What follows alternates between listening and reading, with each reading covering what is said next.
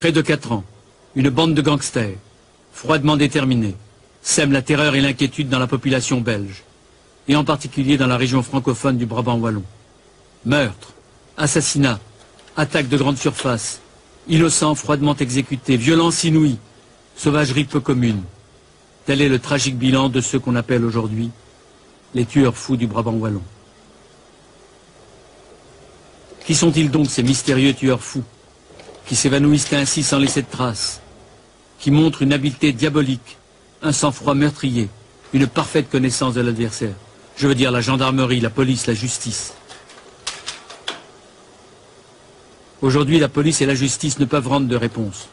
Leur impuissance à découvrir les coupables les a rendus suspects à plus d'un citoyen belge. Le parcours de cette bande criminelle, qui depuis 4 ans agit impunément, ce parcours hélas sans faute pour l'instant, n'a jamais permis à la police et à la gendarmerie belge de les capturer, ni même de soupçonner qui ils étaient.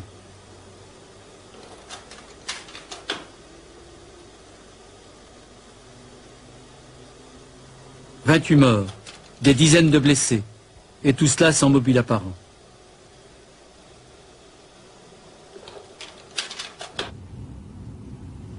Mais revenons en arrière. Tout a commencé comme dans un vrai polar.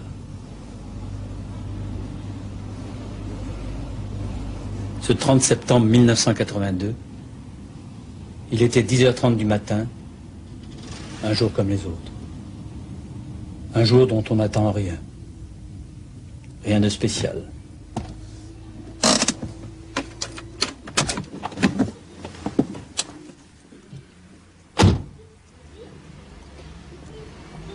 Daniel Dequesne se souviendra pourtant encore longtemps de ce jour-là.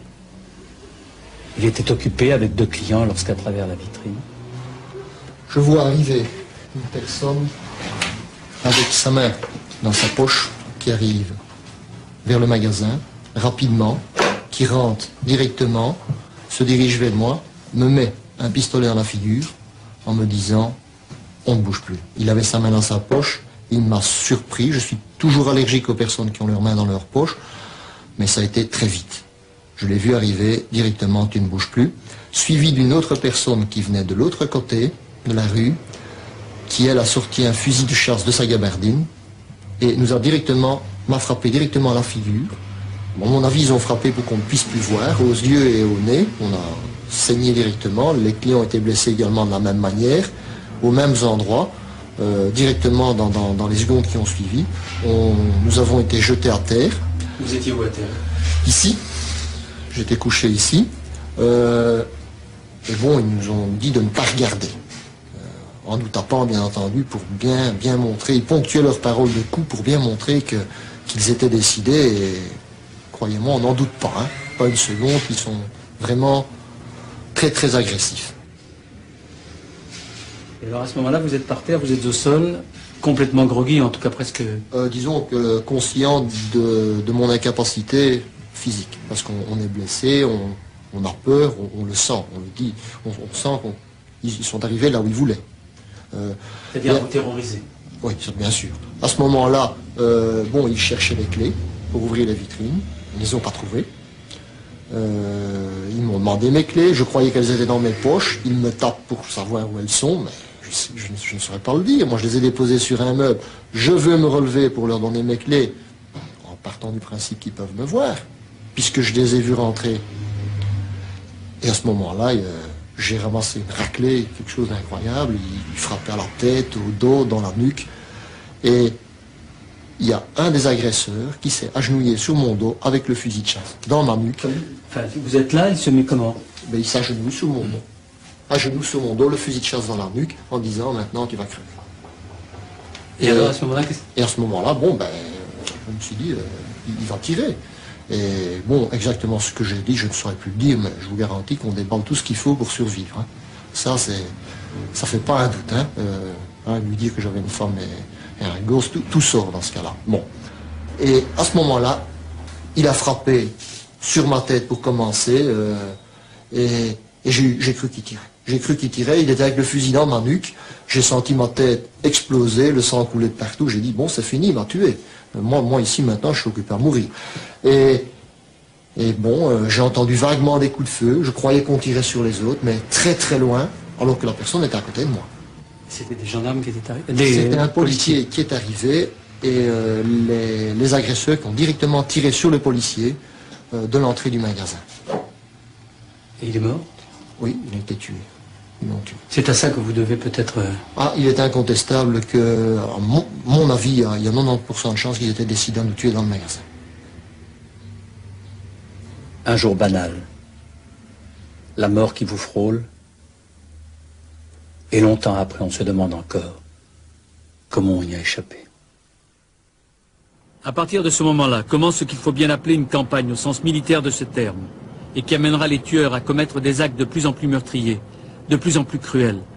L'auberge du Chevalier à Bercel, à quelques kilomètres de la capitale, à la veille de Noël 82, le concierge, un vieil homme, est ligoté, longuement torturé, puis exécuté de 6 balles de P22 dans la tête.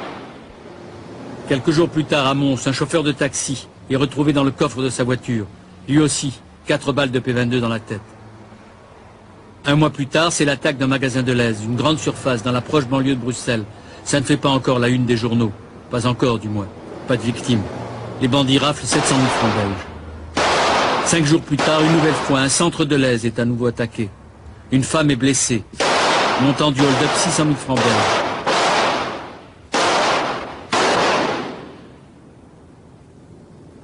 Désormais, à cause de leur manière d'agir, de leur froide détermination dans l'action et de la terreur qu'ils sèment, on les appellera les tueurs fous du Brabant wallon.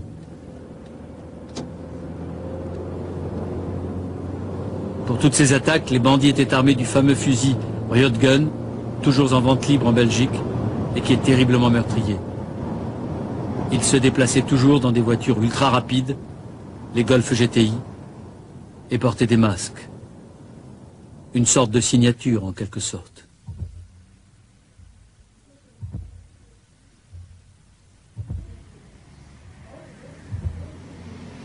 C'étaient des masques pareils à ceux-ci.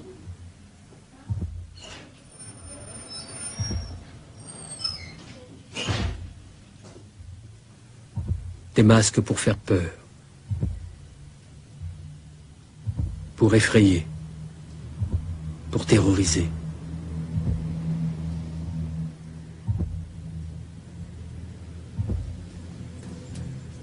Pour se dissimuler aussi, bien sûr, mais d'abord faire peur. Tous les témoignages concordent là-dessus.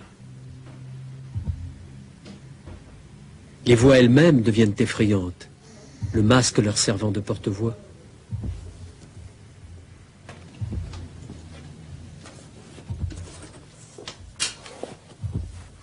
Mais le port d'un masque ne suffit pas pour faire peur. On peut rire d'un masque, aussi effrayant soit-il, sauf si l'homme masqué tient entre ses mains un Riot Gun, cette arme terriblement meurtrière.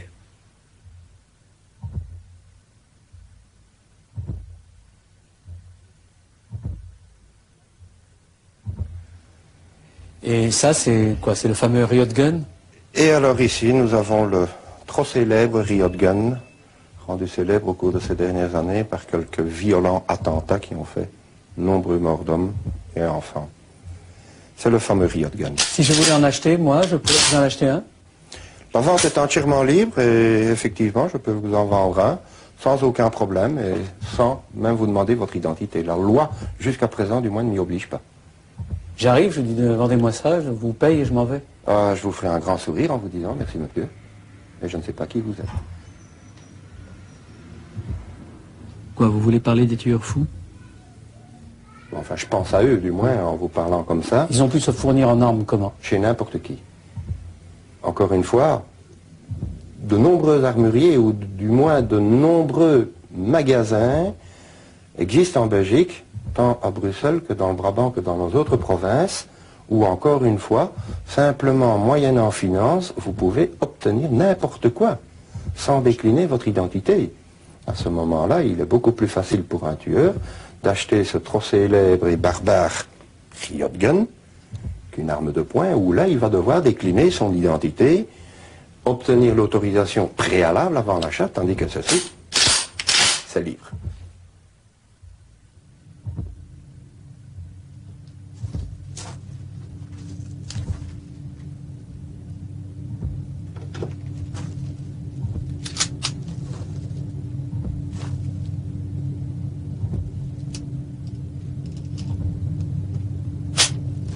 Tamise, près d'Anvers.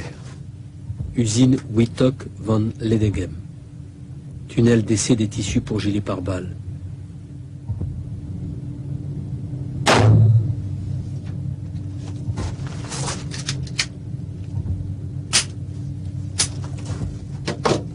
C'est ici que l'on teste la résistance des fibres qui constituent la trame essentielle des gilets pare-balles les plus sophistiqués de Belgique. Une balle de 9 mm à 5 mètres et le tissu n'est pas traversé. C'est ici que les tueurs viendront, une nuit de septembre 83. Oui. Voilà. Voyez-vous, le Kevlar n'est pas pénétré. On voit encore la balle de 9 mm Parabellum. Les attaques avaient cessé depuis quelques mois. La police, la gendarmerie respiraient, la justice aussi. Et puis soudain, elles reprirent d'une manière inhabituelle, justement ici à Tamise, dans cette usine Wittok van Ledegem. De la même manière que chez l'armurier, on s'était en quelque sorte armé pour l'offensive, ici dans cette usine, on va trouver une protection efficace. Les gilets pare-balles les plus sophistiqués de Belgique, dont aucun service de police n'a encore bénéficié. Ce sont les tueurs fous qui les étrenneront. Ils tuent le concierge, blessent grièvement sa femme et s'emparent de 6 gilets pare-balles. La panoplie d'attaque et de défense est maintenant complète. Les attaques contre les grandes surfaces vont pouvoir recommencer. 5 jours plus tard, dans la nuit du 17 au 18 septembre 1983, à Nivelles, il est 1h26 du matin. Les gangsters tentent de découper au chalumeau la porte arrière d'un magasin de la chaîne Colruyt. Le système d'alarme se déclenche. La gendarmerie est alertée. Au même moment, un couple d'automobilistes bruxellois s'arrête devant le magasin pour faire le plein d'essence de leur Mercedes. Les gangsters, gênés dans leur opération, ouvrent le feu sur M. Fouret qui est tué sur le coup. Madame de Witt est grièvement blessée et achevée sur place, à coups de revolver P22. Leurs cadavres sont sortis de la voiture et dissimulés derrière des caddies. Lorsque la voiture de gendarmerie arrive sur place, elle est prise sous un feu roulant. Un des gendarmes, grièvement blessé, est achevé d'une balle dans la tête. L'autre ne doit la vie qu'à une méprise des gangsters qui l'ont cru mort. Les gangsters s'emparent des armes des 2 gendarmes, de leurs talkie-walkies et s'enfuient. Bilan de cette tentative de cambriolage, 3 morts, 1 blessé grave. Butin, quelques bouteilles d'alcool, quelques bouteilles d'huile, des paquets de bonbons, des pralines, des paquets de café. Le vol était-il le vrai mobile? 15 jours plus tard, les bandits masqués font irruption chez un restaurateur, le tuent et s'emparent de sa voiture, une Golf GTI. 5 jours plus tard, le 7 octobre 83, à Bercel, les tueurs attaquent une nouvelle fois un magasin de Lèze. Le gérant est abattu sur place. Une caissière grièvement blessée. Le butin, 1 100 000 francs belges. Et c'est signé. La Golf était là. Le Riotgun aussi. Et les masques terrifiants. Dernière attaque de cette première campagne. Un bijoutier et sa femme sont abattus. Butin, quelques bijoux de pacotille, des rouages de montres. Ainsi finit ce premier parcours meurtrier de la bande à Nivelles, comme on l'appelle ici. Qui, en un peu plus d'1 an, a fait 12 morts et une dizaine de blessés, et qui plus encore a semé la terreur, la panique et l'effroi dans la population.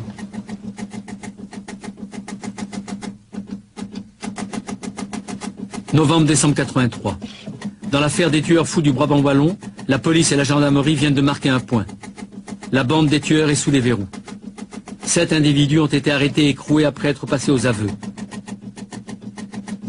Tout le monde respire. On tient la bande, du moins le croit-on. Jean-Claude Esteviénard, déjà condamné pour hold-up il y a 7 ans, en semi-liberté. Francesco Nardella, un garagiste d'origine italienne. Jean-Louis Dramex, monteur en chauffage. Robert Becker, dit Balou. Adriano Vittorio, français de Tunisie, ancien membre du SAC, le service d'action civique. Michel Baudet, monteur en échafaudage, et Michel Cocu, ancien policier communal. Ce dernier semble être le cerveau de l'organisation. Hélas, au bout de quelques semaines, tout s'effondre.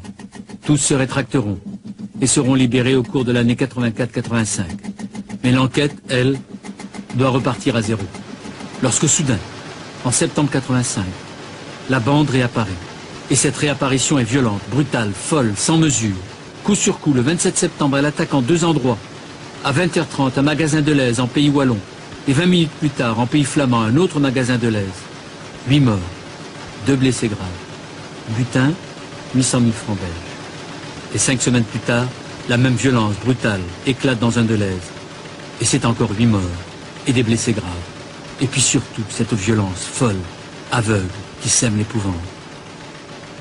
L'arme à la hanche, les bandits traversent le parking. Un enfant de 12 ans négligemment appuyé à son vélo est froidement abattu. Une caissière ne parvient pas à ouvrir sa caisse, froidement abattu. Un client crie son effroi, il est froidement abattu. Un gardien est lui aussi abattu. 2 enfants pris de peur se réfugient derrière des présentoirs des bandes dessinées, abattus sans hésitation. Dehors, un jeune homme colle des affiches, il est de dos, il ne voit rien. Et pourtant il est froidement abattu. La Belgique tout entière est en état de choc. L'inquiétude est à son comble. La colère aussi. Mais est-on simplement en présence d'une bande de truands plus charpentée que les autres?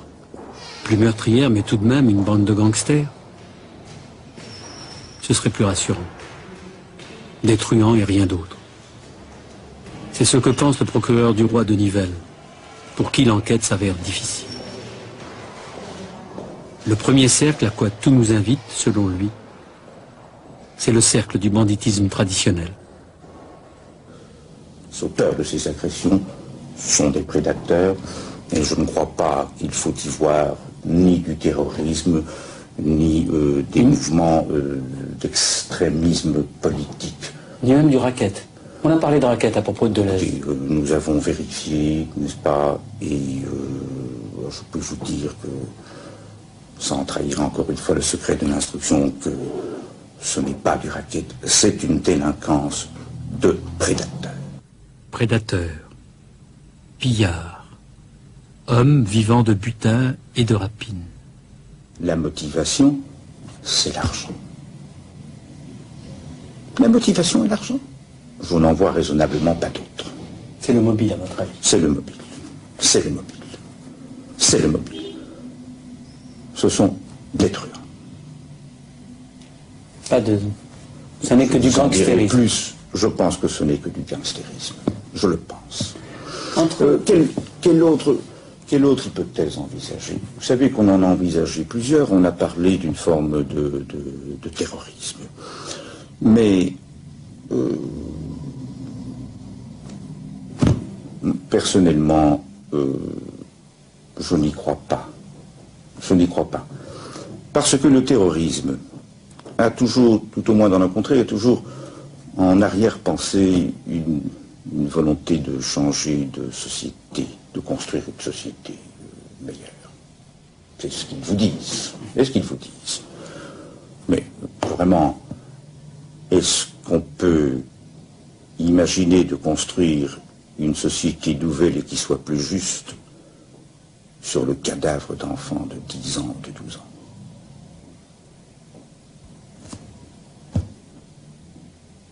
Je pense que le mobile, c'est l'argent. Et je vous répète, ce sont des prédateurs. Ce sont des prédateurs. Ce cercle du banditisme traditionnel s'est révélé trop étroit, insuffisant. Aujourd'hui, où en est-on? 4 ans après le début des tueries, on ne sait toujours rien. On n'a aucun indice, aucune trace, aucun visage. Les gangsters, c'est ce vide, ce néant, cette image en creux où peuvent s'inscrire toutes les peurs, tous les fantasmes. Trop de contradictions, trop d'ombres, trop d'incertitudes continuent de subsister. Les méthodes d'attaque, de repli, le butin en général dérisoire, la folie meurtrière, tout incline à penser que nous n'avons pas affaire à un type de criminalité traditionnelle. Entre toutes ces attaques, assassinats d'individus isolés ou bien tueries collectives des magasins de Lèze, il y a un point commun. Ce sont les mêmes armes qui ont tiré, les mêmes calibres qui ont servi, les mêmes griffures sur les extracteurs, les mêmes douilles. Alors, une seule et même bande? Et d'abord, qui sont-ils, eux qui n'ont jamais laissé un seul blessé sur le terrain? Et d'où viennent-ils? Pas du milieu traditionnel, semble-t-il.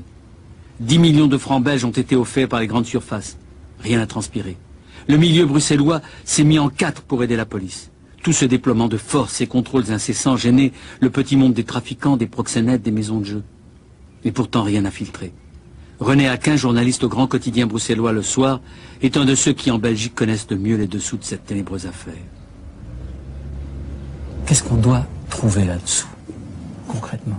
Quand on décrit une des dernières attaques de la bande des tueurs, comme les premières d'ailleurs, celles pour lesquelles nous avons pas mal de témoins, on s'aperçoit que ces gens n'avancent pas dans n'importe quel ordre, n'arrivent pas n'importe comment et ne partent pas n'importe comment.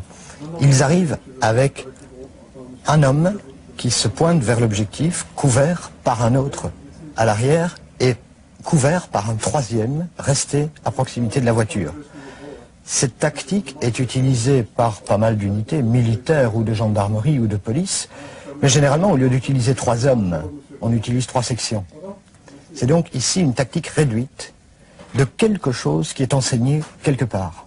En 1983, il se pointe avec une Golf volée 15 jours plus tôt sur le restaurant des Trois Canards lorsqu'ils ont abattu le patron sur son parking. Cette Golf est aménagée à l'intérieur. 2 hommes s'avancent vers le Deleuze, le troisième reste planqué derrière la Golf, il les couvre. Les 2 hommes se dirigent vers un étudiant en médecine qui termine ses vacances et qui, pour se faire un peu d'argent de poche, ramasse les caddies. Ils le mettent à genoux et ils le traînent à genoux à l'intérieur du magasin. Un riot gun, le canon d'un riot gun dans la nuque.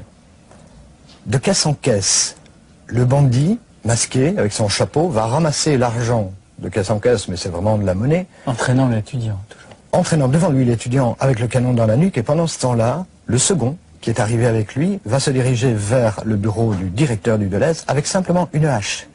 Et il va sectionner à la hache tous les fils de téléphone qu'il trouve. On va faire ainsi toutes les caisses du Deleuze. Et à un moment donné, entre 2 caisses, arrive le gérant du Deleuze qui se demande ce qui se passe, se précipite devant l'étudiant, il regarde le bandit et l'autre lève simplement son fusil, tire un coup de feu, tue net le gérant et l'explosion de la balle, les ballettes, vont blesser 2 caissières dans l'enfilade. Quand cet étudiant a raconté ces choses, il a dit très explicitement, il a décrit très explicitement la lenteur avec laquelle ces gens progressaient. Et on retrouve dans les témoignages des attaques des Deleuze à Brennes, à Overijse et à Alost l'année dernière, la même technique. Une fois qu'ils ont semé la terreur, on ne peut pas dire une fois qu'ils ont pillé le magasin, parce qu'ils s'en vont avec quelques centaines de milliers de francs belges, je ne sais rien du tout. Une fois qu'ils ont semé la terreur et qu'ils laissent derrière eux des morts, ils se replient vers la voiture, toujours avec ce système d'avance et de protection arrière, et puis ils partent. Ils partent avec, dans le haillon arrière, un des 3 tireurs, qui continue à ferrailler sur quiconque bouge. Et chaque fois qu'il tire, et on est en mouvement, avec des tirs à la hanche, chaque fois qu'il tire en mouvement et dans l'obscurité, il fait mouche. Mon père se serait rendu compte de ce qui s'est passé, et je crois qu'il a dû courir vers sa voiture parce qu'il est mort avec ses clés en main. Il a dû courir vers sa voiture pour appeler au secours parce qu'il y avait un téléphone dans la voiture. Et à mon avis, c'est le fait qu'il ait couru qui a attiré probablement l'attention d'un des tueurs. Et comme apparemment ils sont entraînés à tirer sur tout ce qui bouge, ben ils l'ont pas raté. Cette tactique, elle n'est pas improvisée. Elle a été répétée à plusieurs reprises. C'est aussi, pour nous, une forme de signature. Et elle fait penser à quoi, cette tactique? Elle fait penser à ce qu'on apprend dans les armées, à des commandos spéciaux, dans les polices, dans les grands corps de police, à des commandos, notamment à ces commandos qui ont été formés depuis une quinzaine d'années en Europe pour lutter contre les prises d'otages, contre le terrorisme. La première situation est une situation de prise d'otage, donc c'est une situation que tu dois prendre tout à fait calmement, posément, à battre à coup sûr. Quand tu touches, la cible tombe, quand la situation est résolue, tu passes à la suivante et ainsi de suite. Chacun s'entraîne à sa manière pour relever le défi lancé par les tueurs fous. Ici à Liège, au stand de tir de la police judiciaire. C'est contre le chrono. Il y a des cibles à tirer, des cibles à ne pas tirer. Ok? Qu'est-ce que tu as dans ton arme pour le moment? C'est rigolo. Ok, ça va. On y va.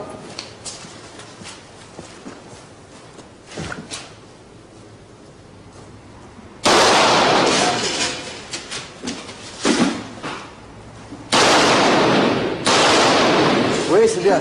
On y va en cours. L'obstacle, tension à l'arme, bien.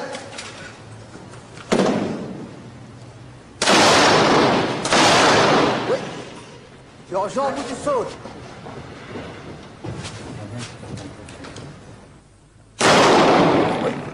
Les jeunes loups de la PJ, pareils à ceux d'outre-Atlantique, jeunes, agiles, s'entraînent.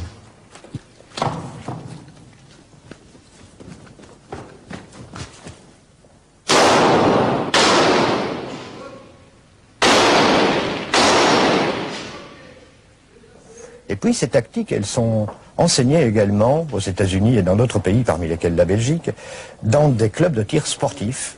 Et on appelle cette pratique de tir le tir pratique. Précisément parce que c'est autre chose que simplement faire mouche sur une cible, faire une rose. C'est ici du tir en mouvement, du tir à la hanche, du tir à partir de voiture.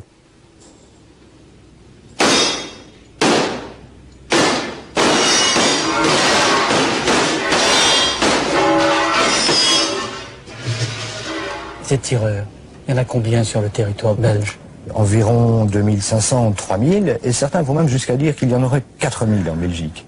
Alors brusquement, quand on voit la situation du pays au niveau de l'organisation de ces clubs de tir sportifs, on est pris brusquement d'un frisson à cause de la bande du Brabant wallon.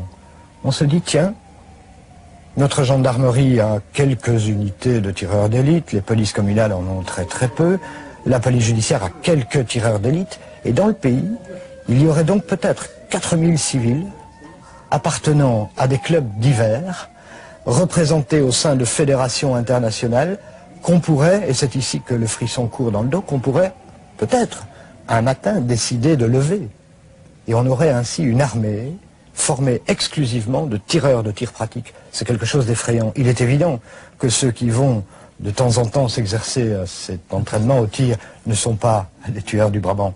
Mais si vous me demandez si les tueurs du Brabant sont dedans, eh bien les enquêteurs ont le sentiment que, probablement, ils sont dedans, parce que effectuer des raids commando comme ils ont effectué sur les magasins de Lèze et autrefois déjà sur le Colruyt, les enquêteurs disent qu'ils doivent continuer à s'entraîner tout le temps pour arriver à faire cela. Or, il est impensable, dans un pays petit comme la Belgique, qu'on s'entraîne au milieu des bois ou dans une carrière désaffectée sans attirer l'attention. Le meilleur endroit pour s'entraîner, c'est là où d'autres s'entraînent. On ne fait pas de bruit, on fait le bruit au milieu des autres.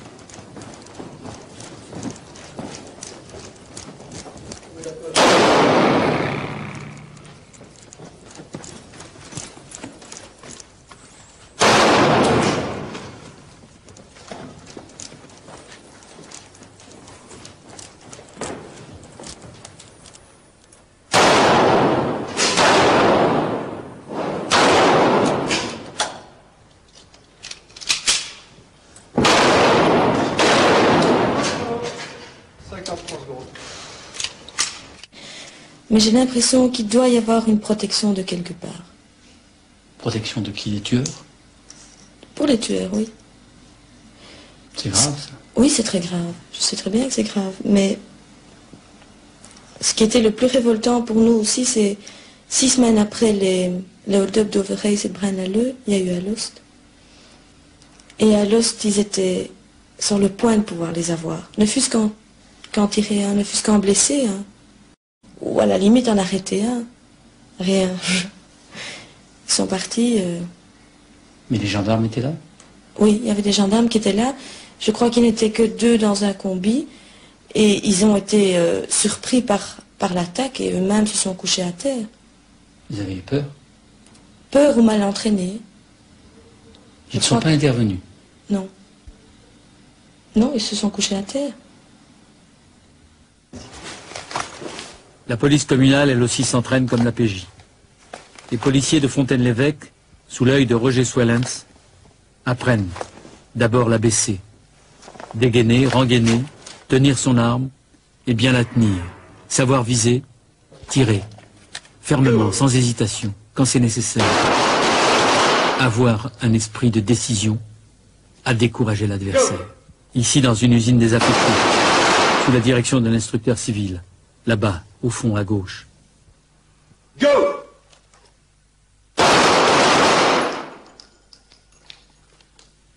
Alors quoi? Que raquette? Et qui? Un syndicat du crime? Mais d'abord, qui est cette société Deleuze, sur laquelle les tueurs semblent particulièrement s'acharner? Elle possède près de 140 grandes surfaces dans toute la Belgique et 2 filiales aux USA, où elle s'est implantée dans les années 75.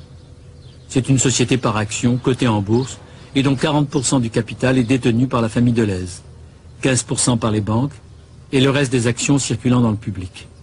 Deleuze, une société qui, par ses investissements aux USA, est aujourd'hui plus américaine que belge, dit un journal économique belge.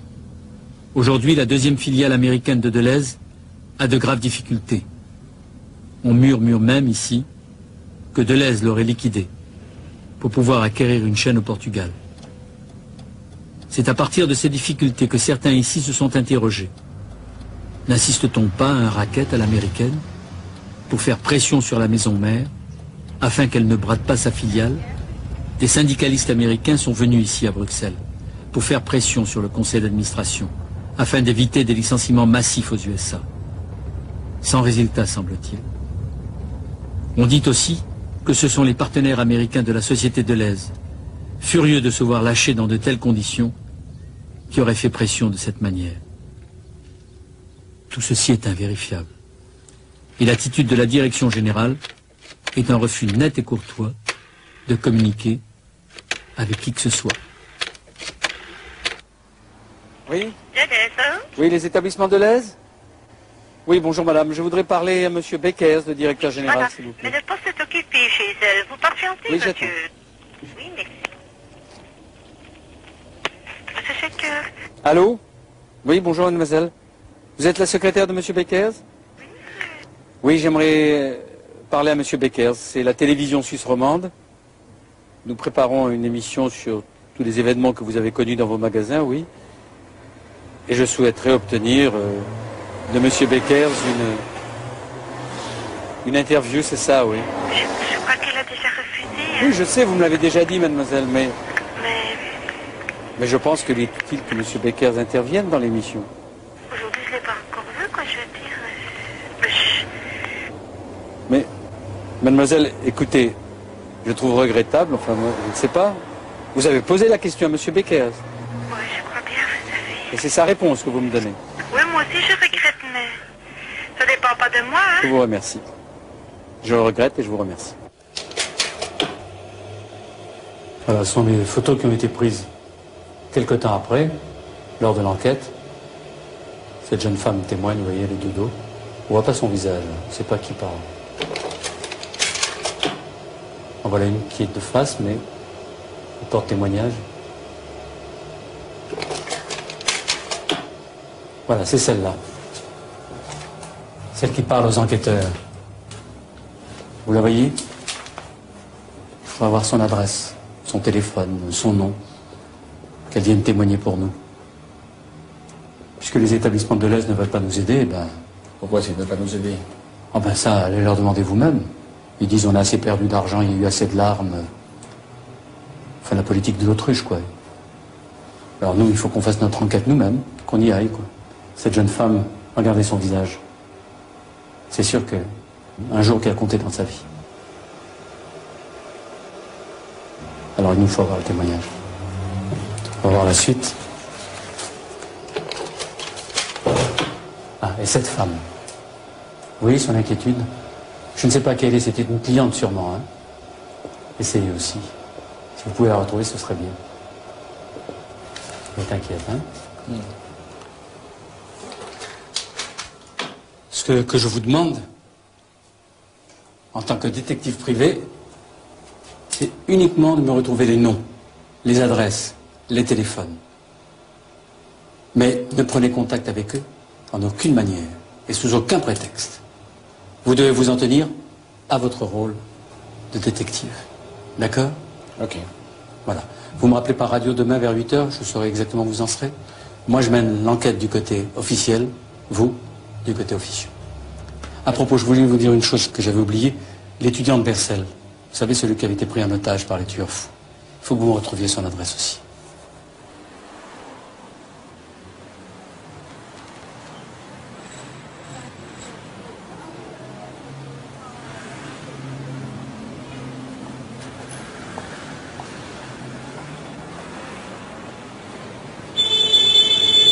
Pardon, monsieur, c'est quel numéro ici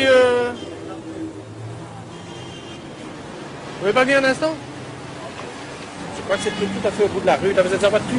Oui, je suis garé là-bas, oui. C'est dans le quartier, peut-être au bout de l'avenue Louise.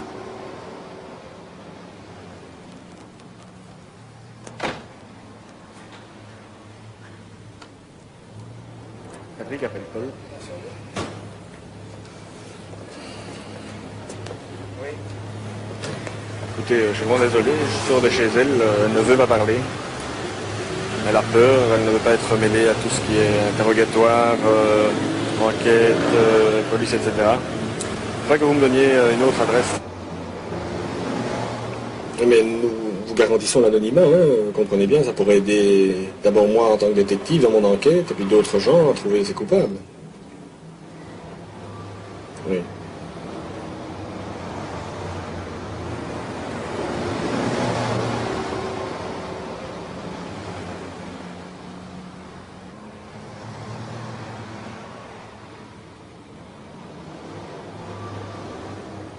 Impossible de retrouver étudiant de Bercel, a dû quitter la région.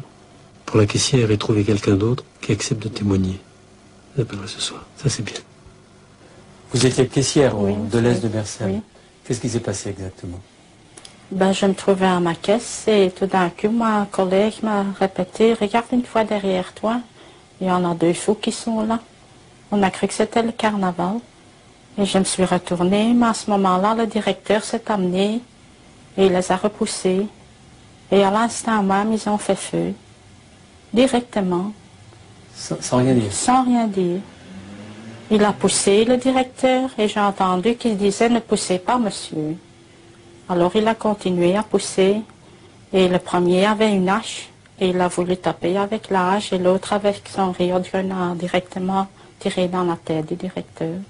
Il est mort sur le coup? Directement, oui. Et après? Alors ils sont venus près de moi et moi je ne savais déjà plus parler. Ils m'ont dit d'ouvrir ma caisse et je ne parvenais pas à ouvrir ma caisse.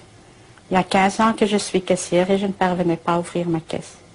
Vous avez une telle émotion? Tellement que j'étais émotionnée. Alors il y a une petite caissière plus loin qui s'est mise à crier de voir le directeur par terre et l'autre, une collègue qui était encore à côté de moi, m'a dit « Allez, commence à courir ». Et j'ai pris tous les risques. Je me suis encourue pendant qu'ils étaient à côté de moi. Vous êtes enfui? Oui, je me suis enfuie. Ils n'ont pas tiré sur vous? Non. Leur masque était comment? Ben, c'était des personnages. Comme des masques de carnaval? Oui, non, des personnalités. Ah bon, c'est-à-dire quoi? Oui, comme Giscard d'Estaing et tout ça, vraiment des personnalités. Ils étaient grands? Ils étaient... Très grands, très grands. Ils étaient combien alors? À 3. À 3. À 3. Ils avaient pris un garçon, celui qui faisait les charrettes, ils avaient pris comme otage. C'était un étudiant? Oui. Et comment ils l'ont traîné? Ils l'ont traîné au fond du magasin, près du rayon vin, et ils ont dit que si on bougeait, on l'abattait. Il y avait 3 blessés et un mort. 3 blessés et le directeur qui était mort. Mais ça, c'était horrible. Le directeur, il a sauté jusqu'au plafond. Comme ça, là, et sa figure, oh, je ne pourrai jamais l'oublier. Sa figure a éclaté en morceaux. Terrible. Une véritable forteresse. Coriace, le lion de l'Aise. Il n'en demeure pas moins que la thèse du racket, quand on observe scrupuleusement les faits, n'est pas totalement absurde. La première campagne, disions-nous, va d'octobre 82 à décembre 83. C'est ce qu'on pourrait appeler l'attaque et la mise en condition. Les magasins de l'Aise résistent, la violence monte jusqu'au moment où l'on cède devant tant d'horreurs et où l'on paye. Puis, pendant 2 ans, plus rien, puisqu'on paye. Au bout de 2 ans, la société se rebiffe. Reprise des attaques, avec une violence extrême. 16 morts en 2 attaques. Les versements reprennent. Depuis novembre 85, plus rien ne se passe. Et voici le deuxième cercle, celui du racket, auquel tout le monde pense intérieurement, mais que chacun refuse publiquement. Et dans un conseil d'administration comme celui de Deleuze, vous pensez que aucun des hommes présents n'aurait accepté une telle hypothèse? Je ne crois pas. Gabriel Lefebvre du journal La Cité. Je ne crois pas. Non, c'est pratiquement impossible à imaginer. Ce serait affreux. C'est peut-être pour ça que je ne peux pas l'imaginer, ce serait trop affreux. Mais je ne pense pas. D'ailleurs, je ne pense pas que partout ailleurs dans le monde, il y ait eu de telles pressions sur des chaînes de grands magasins, sur des intérêts économiques, et qu'ils auraient accepté que des dizaines de personnes soient tuées. 28 morts, c'est énorme, vous vous rendez compte? C'est gigantesque ça. Si on compte tout, si on compte tous les morts. Mais rien que le nombre de morts uniquement dans les agressions contre des grands magasins, c'est déjà impensable d'imaginer ça, non? Probablement parce que nous ne voulons pas admettre ce genre d'hypothèse, mais non, il y a quelque chose dans la mentalité, dans la façon d'agir chez nous qui n'autorise pas ce type de déduction. La thèse du racket ne vous paraît pas convaincante à vous aussi? C'est une des hypothèses, un des scénarios disponibles, mais parmi ces hypothèses, elle ne me paraît pas la meilleure, pour plusieurs raisons. D'abord, la société Deleuze, qui a, il est vrai, un versant aux États-Unis, qui a eu des problèmes avec les syndicats américains, et dont on a dit qu'elle était peut-être l'objet d'un racket de la part de ces syndicats américains. La société Deleuze dit non, ce n'est pas vrai, nous n'avons pas de menace, jamais eu de menace. On peut la croire sur parole? Pas sur parole, mais enfin, il me semble tout de même assez audacieux de venir dire nous n'avons jamais eu de menace s'ils en avaient eu. Il y a des enquêtes judiciaires en cours, il y a 30 morts dans ces affaires. Le second cercle, celui du racket, celui du syndicat du crime se referme. Sans avoir convaincu personne, on se refuse à penser une telle idée. Et voici le troisième cercle, celui du terrorisme. Chacun ici semble y penser sérieusement. Une forme peu banale de terrorisme, il faut en convenir, mais du terrorisme quand même. Reprenons l'attaque du Colruyt de Nivelles. Vous vous en souvenez, 2 automobilistes sont exécutés froidement ainsi qu'un gendarme. Que venaient faire ces 2 personnes, Madame De Witt et Monsieur Fourré, à cette heure-là? Venaient-ils réellement prendre de l'essence? En fait, il semble qu'ils aient été suivis depuis Paris, d'où ils venaient, par les tueurs. Ceux-ci les auraient attendus à la station d'essence où ils avaient coutume de faire le plein et les auraient abattus, comme ils avaient abattu le concierge de l'auberge du Chevalier ou le restaurateur des Trois Canards. Toutes ces personnes auraient participé au financement et au trafic d'armes en faveur des phalangistes chrétiens du Liban. Toutes ces affaires révèlent autre chose que du banditisme vulgaire. Yann Capel, de la Ligue des droits de l'homme de Louvain. Qu'est-ce que vous en pensez, vous, de cette histoire? Eh bien, moi, je pense qu'il s'agit du terrorisme et du terrorisme politique, mais du terrorisme qui est camouflé dans un emballage de criminalité.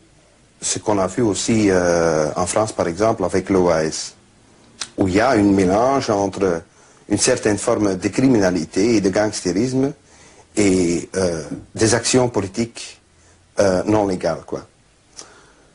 Mais ce qu'on voit, ce qu'on peut apercevoir, c'est qu'ils manipulent de façon remarquable des techniques militaires et même des techniques antiterroristes. Par exemple, la manière dont ils attaquent à partir des parkings les bâtiments des supermarchés trahit un entraînement et une technique antiterroriste qui est peu commun même avec les policiers ordinaires, mais qui est entraîné dans les corps d'élite. Ce qui me fait penser qu'au moins, il y a des gens qui entraînent ces gens-là, qui sont communs avec ces techniques et qui sont communs avec l'antiterrorisme. Ce qui me fait penser qu'au moins il n'y a pas seulement des gangsters ordinaires dans la bande de Nivelles. Et voici le quatrième cercle, celui du trafic d'armes, solidement implanté dans les consciences. On y voit apparaître des trafiquants de toute nationalité, dont un Libanais. Il faudrait me retrouver la trace d'un type qui s'appelle Pierre Attala. C'est un Libanais, un industriel, qui est venu s'installer dans la région de Nivelles. Il avait une couverture, c'était un magasin de jouets.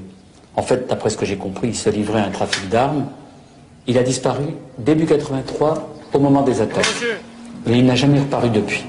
je voudrais avoir des renseignements sur un ressortissant libanais. Pierre Attala, il s'appelle. Vous n'en avez jamais entendu parler? Non, parce que je ne suis pas libanais, je travaille ici, mais... Ah bon. Pour obtenir des renseignements à son sujet, c'est un industriel de la région de Nivelles. Oui, mais ça sera ça. Oui, je comprends. Et le trafic d'armes, vous ne l'évoquez jamais Oh, le trafic d'armes. dans cette affaire. C'est une chose. Ici, C'est un il y a- scénario disponible ou pas? C'est un scénario disponible, oui. Pourquoi? Parce que toute cette affaire de la bande du Brabant commence par un casse chez un armurier. Et chez cet armurier, en 1982, c'était à Wavre, on s'aperçoit que cet armurier était en contact avec différentes personnes, belges et étrangères, dans le but de fabriquer en série et de livrer des atténuateurs de son, des silencieux, adaptables sur mitraillette. On retrouvera dans l'environnement de cet armurier le nom d'un trafiquant belge qui s'appelle Monsieur Pourtois, qui a été en prison à l'époque et puis qui a été relâché. Le nom de ce Monsieur Pourtois, on va le retrouver lorsqu'on attaquera l'usine des gilets pare-balles de Tamise, attaque au cours de laquelle on va tuer le concierge de l'usine pour voler quelques gilets pare-balles. Ce Monsieur Pourtois était un client de cette usine de Tamise. Alors, voilà un petit peu ce genre de fil qui nous amène à dire que tout au début, dans l'affaire du Brabant wallon, on devait avoir autour de cette bande des gens qui s'occupaient de trafic d'armes. Et ces gens-là, certains s'en occupaient au profit des phalanges chrétiennes du Liban. On le sait, on a une série de dossiers là-dessus. Il y a notamment un dossier de la gendarmerie de Wavre qui est sorti dans la presse française et belge l'année dernière, qui a fait assez grand bruit. C'est un dossier qui reprend un certain nombre de petits fils d'enquête, mais qui n'est pas probant, qui n'est pas éclatant. Il ne donne pas une explication à toute l'affaire. Il donne simplement l'impression très nette que des gens qui ont touché au trafic d'armes ont également touché au Brabant wallon. Cette année-là, 1981-1982, à la suite d'une série d'incidents qui avaient touché la gendarmerie, parmi lesquels une bombe dans une voiture de la gendarmerie, le déclenchement d'un tir de nuit contre un officier de la gendarmerie et à la fin de l'année, le vol des armes du groupe Diane, on avait donc volé 15 Éclair-Coq dont on n'a jamais revu la trace, ni des mitraillettes, ni des autres armes volées cette nuit-là. Et on la retrouve. Et on en retrouve une lors des 3 dernières tueries dans les Deleuze de Brennes, Overijs et Alost. Des témoins décrivent un des tueurs armé d'une mitraillette très curieuse avec une crosse au centre de laquelle se trouve une petite plaquette métallique. C'est une mitraillette assez rare qui est fabriquée en Allemagne, qui s'appelle Éclair-Coq et qui est vendue au compte-gouttes principalement à des commandos d'intervention antiterroriste dans le monde. Et c'est la seule mitraillette qui possède cette plaquette au centre de la crosse. Cette mitraillette ne paraît pas avoir tiré dans le Brabant wallon, elle paraît simplement avoir servi, elle armait un des tueurs. Dites-moi, comment peut-on voler des armes au groupe Diane, qui est le groupe le plus sophistiqué? Oh.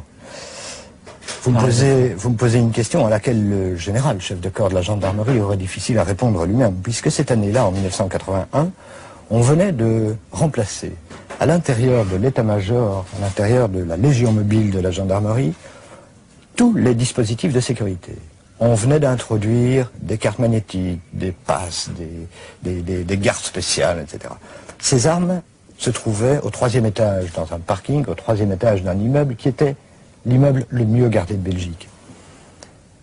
Dans le courant du week-end du Nouvel An 1981-1982, personne n'a rien vu sinon une sentinelle se trouvant au corps de garde de cette immense caserne au cœur de Bruxelles, qui se souvient que dans la nuit, une voiture de la gendarmerie est sortie de la caserne avec 4 gendarmes à bord. Et apparemment pour la sentinelle, c'était probablement des officiers. Et c'est bien cette voiture, une Mazda, qui emportait les armes volées au 3e étage. Et cette Mazda était une voiture de la gendarmerie. On l'a retrouvée quelques kilomètres plus loin, quelques jours plus tard. Alors comment peut-on voler des armes? Eh bien, la réponse de la plupart des officiers de gendarmerie aujourd'hui et de la plupart des enquêteurs en général, c'est bien cette réponse que les journalistes donnaient déjà il y a 5 ans. Ces armes ont certainement été volées, soit par des gendarmes ou avec la complicité de gendarmes. La question reste posée de savoir, mais à quoi ont-elles servi ou à quoi devaient-elles servir? On n'en sait rien. Mais aujourd'hui, on se demande si quelque part, l'une ou l'autre de ces armes n'a pas servi en Brabant wallon. La gendarmerie, par l'importance de ses effectifs, 18 000 hommes, solidement implantés sur l'ensemble du territoire, joue un rôle considérable dans la vie du pays. 1-0 commune. Oui, Dara pour 1-0 sur place gare centrale, au revoir. Roger, vous jetez un coup d'œil donc et voir quelles sont les intentions du personnel. Pas de provocation évidemment, hein, puisque c'est la fin de la grève en principe. Elle est la seule force de police nationale, fortement hiérarchisée et sous commandement unifié, dépendant lui-même de 3 ministères, la justice, l'intérieur et la défense. Garantie de démocratie, disent les uns. Source de conflits, pensent les autres. Les autres polices, qu'elles soient judiciaires ou communales, ont un pouvoir d'intervention plus restreint. Les unes, la judiciaire dépendant des différents parquets, les autres, la police communale, nommée par le bourgmestre et relevant de son autorité. Appartenir à la gendarmerie donne de ce fait à chaque gendarme le sentiment d'appartenir à une unité d'élite. Aujourd'hui, beaucoup s'interrogent sur la place qu'elle occupe dans la vie du pays. Une quantité d'affaires non élucidées, où elle est plus ou moins impliquée, comme le rappelait René Aquin, suscite une légitime inquiétude dont le député socialiste flamand Luc van den Bosch se fait ici l'écho. La gendarmerie est devenue tellement grande et importante en Belgique qu'elle n'est plus contrôlable. Elle n'est pas contrôlée par les 3 ministres responsables. Et puis le Parlement, pendant longtemps, ne s'est pas intéressé du problème et n'en a pas débattu vraiment. C'est une puissance dans la puissance belge. C'est devenu une puissance sur elle-même, en soi. Lorsqu'on dit, bon, on a entendu beaucoup de choses à propos de la gendarmerie, en particulier qu'elle était traversée de courants, disons, en tout cas assez curieux. Qu'est-ce que vous en pensez? Ah, je n'en pense rien, mais j'en suis certain, moi. C'est-à-dire? Ah, on a vécu un certain nombre de problèmes du WNP, c'est le Westland No Post. C'est un mouvement d'extrême droite. C'était un tout petit mouvement clandestin d'extrême droite, dont les chefs étaient vraiment des fascistes, ouais, avec une idéologie fasciste. Nazis même. Nazis même, oui. Carl de Lombard, un des chefs, est un homme assez connu, avec un passé naziste. Et l'idéologie propagée, là, était une idéologie en tout cas fasciste, pour ne pas dire pas naziste. Il y avait des gens qui travaillaient pour eux, qui étaient membres de ce corpuscule, des malfaiteurs connus. Et parmi les membres, on a retrouvé, par exemple, un gendarme. En exercice? En exercice, oui. Et le type est encore gendarme pour le moment, même que, après des questions que j'ai posées, le ministre a fait commencer la procédure pour l'expulser. Mais on ne fait pas trop de hâte, non. Mais c'était donc un type qui dit à tout le monde qu'il est d'extrême droite, etc. Et c'est pas le seul. C'est le seul qu'on connaît vraiment avec une certitude qu'il était membre du Westland New Post, et ça ne s'est pas arrêté là avec ça. On a maintenant un nouveau corpuscule qu'on connaît, ce sont les membres du Graal, et là de nouveau, le même Barbet, pour citer le nom, réapparaît. Un seul gendarme ne fait pas la gendarmerie. Oui, ne fait pas la gendarmerie. Oui, ça c'est vrai, mais le problème de la gendarmerie n'est pas ce seul gendarme, ni vraiment le problème de l'extrême droite pour le moment au sein de la gendarmerie.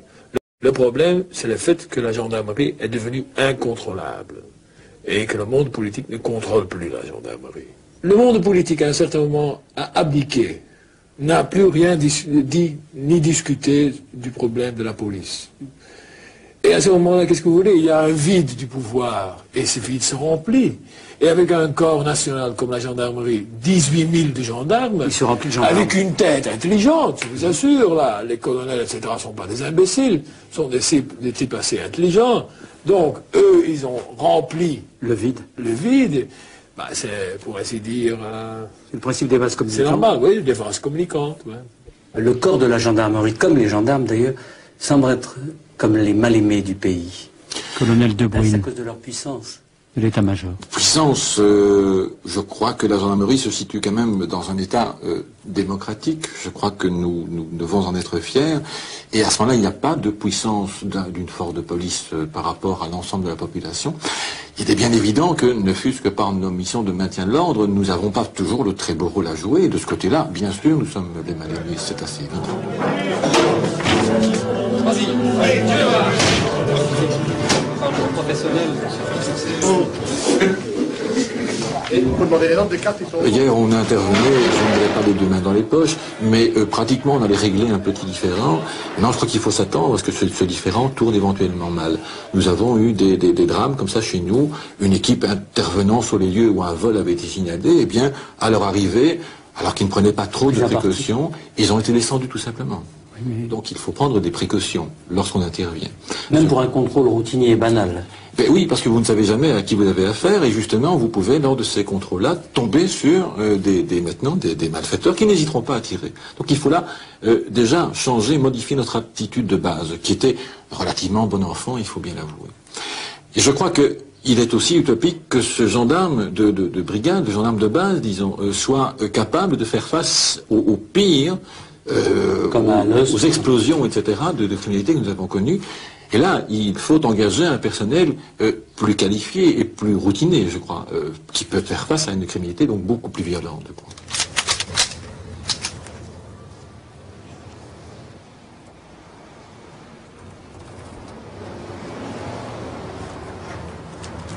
Fermez la porte de votre jambe droite.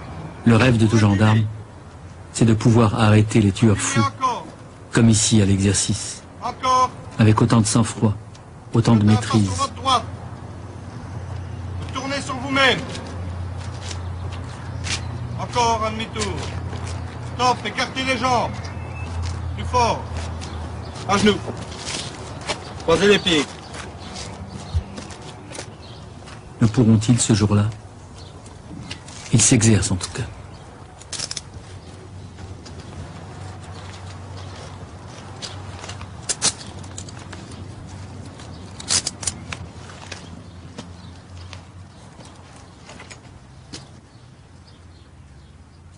Ceci est une couverture d'un... Maître Grindor, du barreau de Bruxelles. Pays flamand, Humeau, qui est un hebdomadaire fort lu.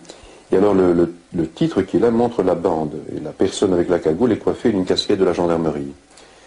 Cela veut dire, non pas que la gendarmerie est responsable, mais qu'à l'évidence, et selon des enquêtes multiples et convergentes, il y a dans cette affaire des éléments d'extrême droite, détruits vraisemblablement protégés, rattachés à certains aspects, certains services de l'appareil d'État.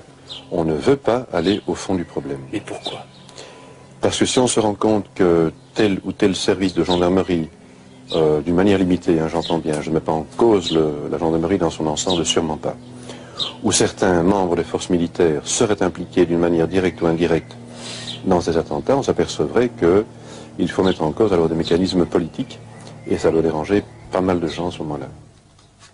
Et voici le 5e cercle, qui s'ouvre pour nous, et non des moindres, le plus politique, le plus difficile aussi, la déstabilisation de l'État. Un défi a été lancé à l'État belge, aux forces de l'ordre, à la gendarmerie, à la justice. Mais est-ce seulement par un petit groupe de gangsters? On en est arrivé à se dire, mon Dieu, si ça avait une autre signification.